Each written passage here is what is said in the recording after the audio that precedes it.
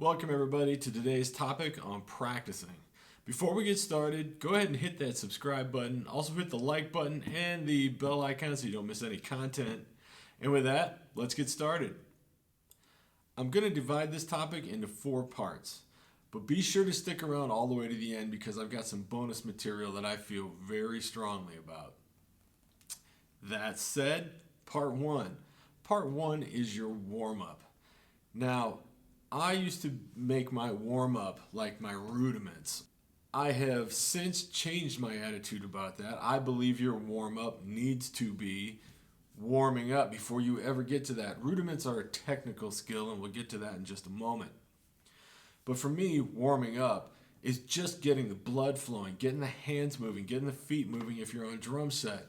So what I like to do when I warm up is take maybe 2, no more than 5 minutes, and play like an incredibly easy snare drum solo that you don't even have to think about. Just something that you can be completely successful at and you don't have to worry about it. You leave feeling like, oh, that was kind of fun.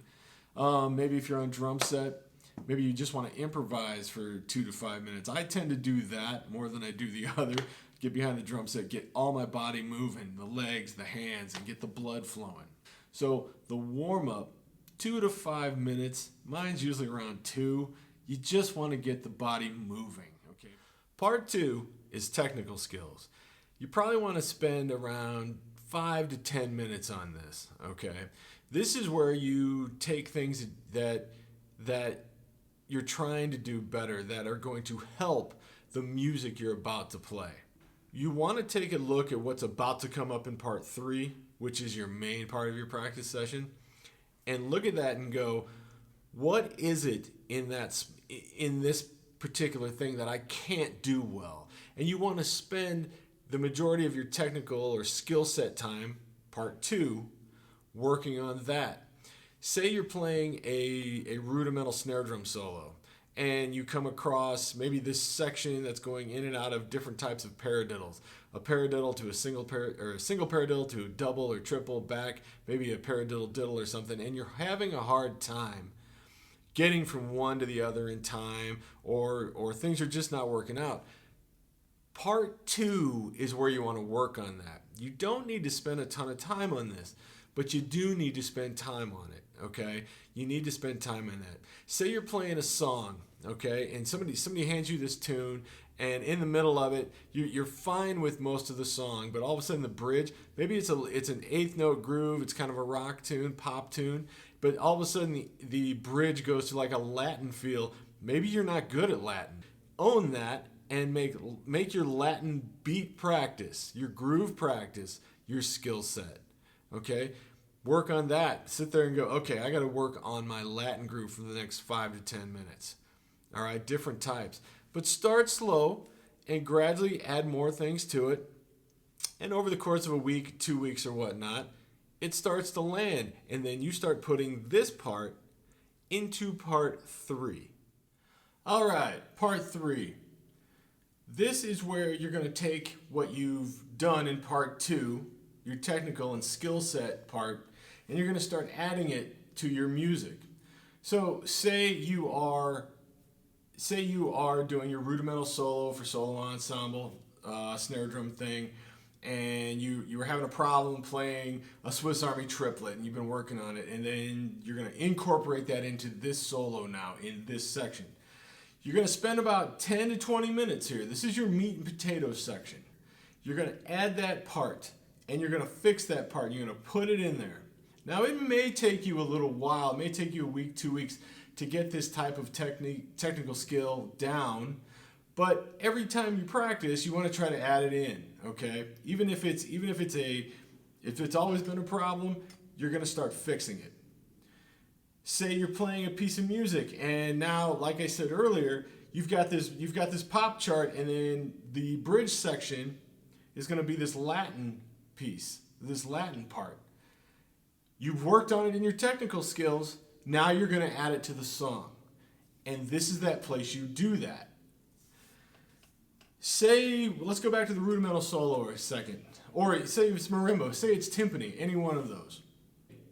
A huge pet peeve of mine, and a gigantic waste of your practice time is to start at the beginning of the solo, play all the way through it, and you're about 2/3 of the way through it, 3/4, and you get to that spot that's causing you grief, and you make a mistake. And then you go all the way back to the beginning, and you do that all again. Hopefully, this time, that mistake will go away. And it usually doesn't. So what you want to do is go to that part, make sure that you know how to get into and out of that part. I always say start a measure before it to know how to get into it. The measure before, figure out how to get into it, and then play through the measure after and learn how to get out of it. And make sure you never make that mistake there. Then you can go back to the beginning because now you have pretty much figured out that whole section. Same thing if you're playing the drum set. You come up to that Latin bridge I keep talking about. Start just a little bit before, get that groove happening. You don't have to start at the beginning of the song. You don't even have to start the song. Just get the groove, know your tempo, play the groove for about 4 bars, and then, go into that Latin groove you might be having trouble with. And only play that for maybe 4 bars, then learn how to get out of it back into the beat you were just playing. Part 4 is your cool down. Just like you had a warm up at the beginning, you want to cool down now. You've gone through warming up, you've gone through your technical and skill set exercises, you've gone into your meat and potatoes in part 3, and you've worked on things that needed to be worked on, okay? Possibly, quite often, things that aren't necessarily fun until you get them fixed, and all of a sudden they become super cool. But here in the cool down, this is when you want to just play. Just play. When I cool down, I'll put on the headphones and a song off of YouTube or my phone or something that I know that I've had a ton of fun playing. Maybe I've played it in a band before. It's just a fun tune that I really like to play. I'll just put that on for no other reason than to just have fun. Get these things out of my mind at the moment and just have fun playing music. This is that time, okay? We're not dealing with skill sets here. We're not dealing with trying to fix things. We're having fun playing music. And that's how I want you to finish up your practice session, all right? How long does this go? As long as you want it to go. Have fun at the end, okay? Finish this part strong and just have a great time with it. Here's that bonus material I promised you at the beginning. Thanks for sticking around, by the way. This is when should you practice and how much should you practice. I tell all my students, and not that it can always be done, but when it can, it always produces the best results. So here's my take on it.